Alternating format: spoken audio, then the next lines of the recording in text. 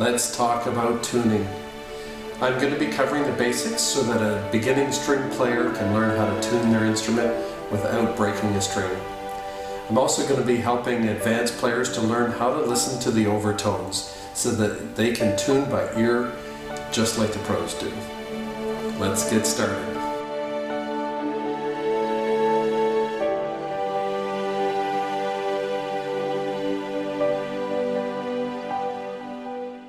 Sound is a wave that's caused by a vibration. Those waves are like waves on the ocean, except that they have a mirror image upside down. Those waves can be measured. The number of waves that come every second is called frequency, and that measurement is in hertz. The higher the number of waves every second, the higher the sounding note. Digital tuners are great for beginners because they make it easy. They tell you if your note is sharp or flat. But eventually you want to learn to listen to the overtones to be able to tune more accurately. The human ear can hear a change of pitch 1,000th of a tone. That's 500 times smaller than a semitone. I think that's 2 hertz. Any physics majors here? You can leave a comment down below about that. Most beginner violins have fine tuners on them.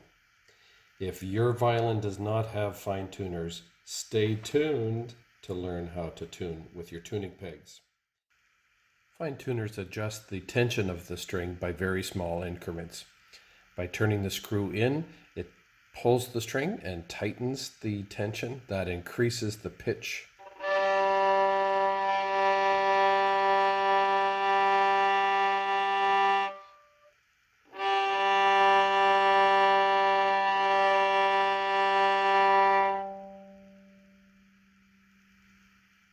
Eventually the screw will make it to the bottom of the thread. You won't be able to screw in anymore.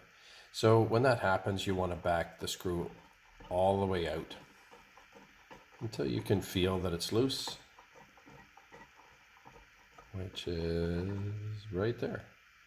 It's loose now, so it's not engaging anymore. That'll just rattle and buzz if you try and play like that. So you have to go back in, I don't know, maybe half a turn or something like that, just so you have a little bit of play with the screw. Now you're going to be really flat, so you need to take up the slack with the tuning peg. Sometimes turning the peg will have little effect on the pitch. You might do a half turn and the pitch doesn't change. You do another half turn and the pitch doesn't change, and you do another half turn, and then all of a sudden the pitch changes a lot. What's happening is that you're building up the tension behind the bridge. Here, there's a lot of friction right at the bridge. Let me move this so you can see there's a lot of friction right here at the bridge. And so when the tension builds up enough, all of a sudden the string gives way and the pitch changes a lot. You can help that out a lot by taking your pencil when you're putting on a string. Before you put it on, take your pencil. I've got my handy dandy little Lee Valley pencil. I love these pencils. This is a 4B, so it's really, really soft. It's great for music. I like to rub the groove there with the pencil. It's graphite, so that's like a lubricant, and it just allows the string to move more freely in the slot. And you want to do that at the nut end as well, right here. Just rub it with the pencil.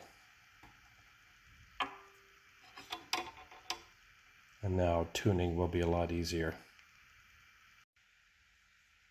Set your tuner to A440 hertz.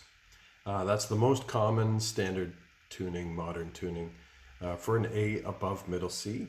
And we're going to tune the A string now with the tuner.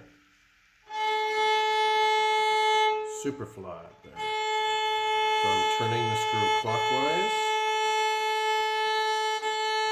with a long, slow, steady bow.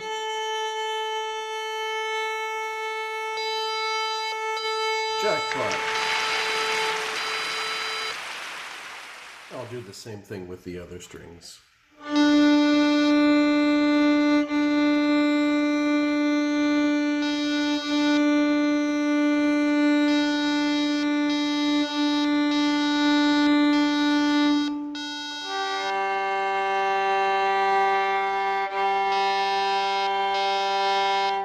love the response of this tuner.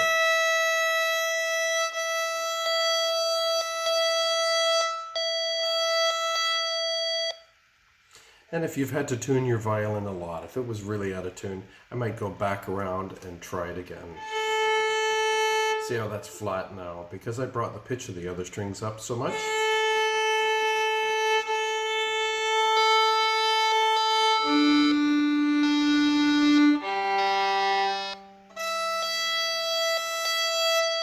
The violin strings act like a tug of war, 4 strings all pulling on the same point. And if you lose one of the members of your team while you're doing tug of war, the other 3 are going to feel a lot more tension. So for a string, that means your pitch is going to go high. If you've ever had a string break on you, then you will have noticed that the pitch of the other strings goes sharp. So digital tuners are not as accurate as the human ear. We just need to teach our ears what they're hearing so that they can understand the difference between the colors of sound and how to listen to overtones. When we tune, we want to play 2 notes together. We want to compare those notes. So let's say one note we know is in tune. You want to tune a second note to it. What happens when you have 2 waves that are the exact same frequency, the troughs and the crests, they blend together? That amplifies the sound. But if one of those notes is even off by a little bit, like let's say we're tuning our violin, the A on a violin is 440,000 hertz. So that's 440,000 troughs every second. So when you're playing 2 A's together, let's say my A is 439 and my tuner is 440. There will be lots of troughs and crests that blend together, amplifying the sound. But then there's also going to be some where the crest is lined up with a trough. And what happens then is the sound is muted. So if you're playing and you're trying to tune your instrument to a fixed A and you're out of tune, you're going to be hearing lots of cycling of amplification, muting, back and forth and back and forth. That creates a wah, wah, wah, wah, wah, wah wave sound. So knowing if we're in tune or not takes practice. One of the things that we can do is we can listen to the overtones. I'm going to demonstrate that. But we can also listen to the color. The higher the note is, the brighter the color is of the sound. And the lower, the more flat you are, the darker the color is. So I'm going to play an open D. Let's just assume that that's perfectly in tune. And I'm going to tune a D on the G string. I'm going to play those 2 notes together. So when it's in tune, it sounds pure. It sounds like 1 note. But now I'm going to go flat on the G string on purpose. There's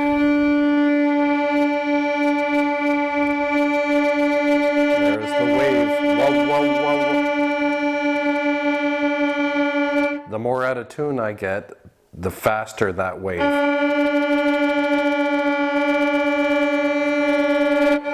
now I'm going to bring it back up.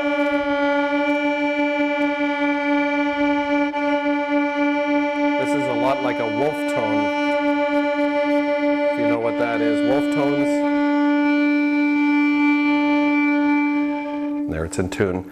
A lot of instruments have a note that sounds like that, just 1 note. It's called a wolf tone.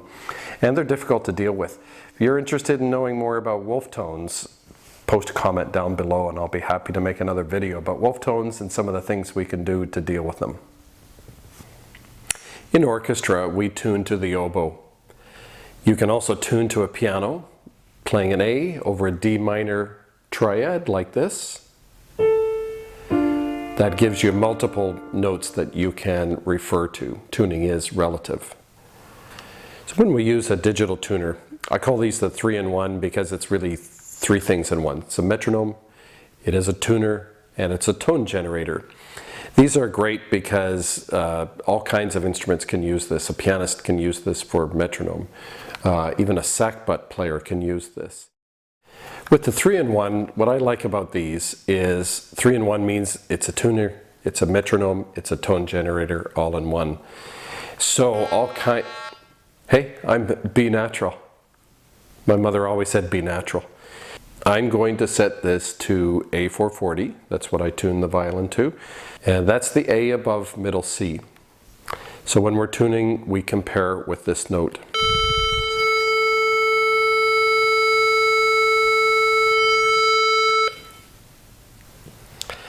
When we're tuning, you don't want to saw your violin in half. You want long, slow, steady bows. You want to keep the bow in the middle between the bridge and the fingerboard, and you want to keep your bow parallel with the bridge.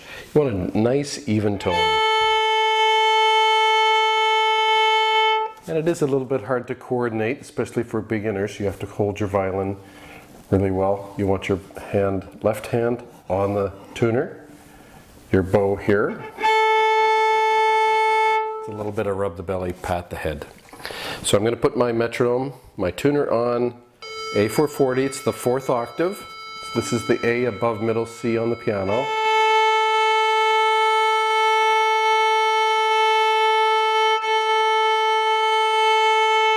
Okay. So there is a shiny wave somewhere around that note.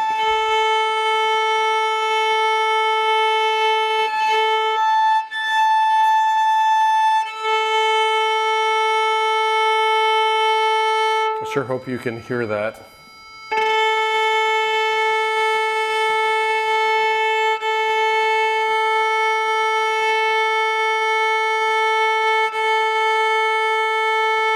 And now it's gone. There's a pure tone. Let me just go more out of tune so you can hear the wave a little easier. There's a fast, angry wave. And the color of the note is really dull. Blech. My tuner sounds very bright.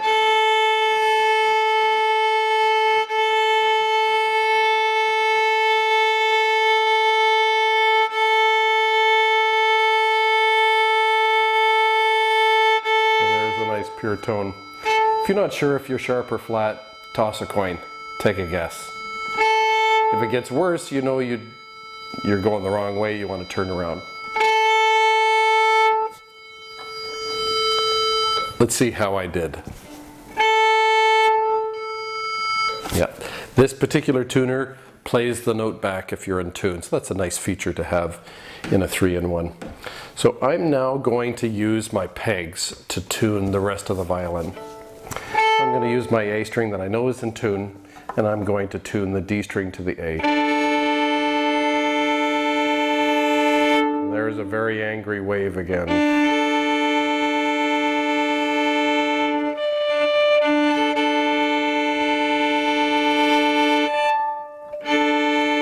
So I'm going to use my pegs. I always like to put my one side of the hand on the right side of the peg box so that I can push the peg in while I'm turning.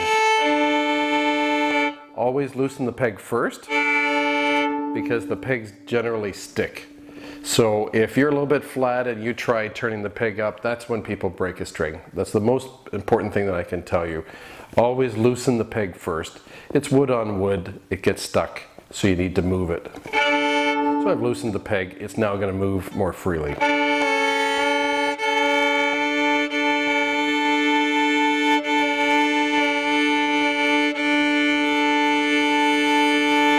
You often need a lot of back and forth to get it right.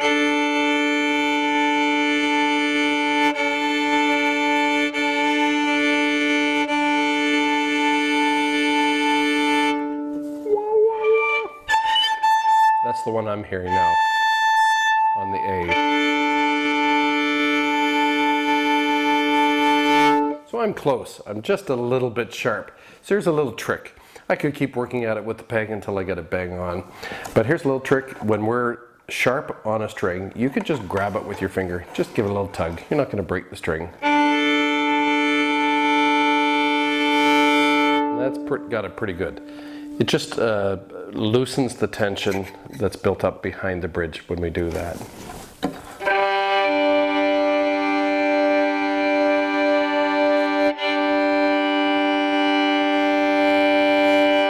Now that's pretty close. I wouldn't mess with that. do like to leave my G string a little bit sharp when I'm playing. And if you want to understand why, you should look into piano tuning. If you compare the notes at the top of the piano with the exact same note at the bottom of the piano, they're not in tune. They're not going to be in tune with each other. That's because even perfect intervals aren't actually perfect. They're really, really close. But if you add octave to octave to octave, you start going a little bit sharp as you're going higher on the instrument.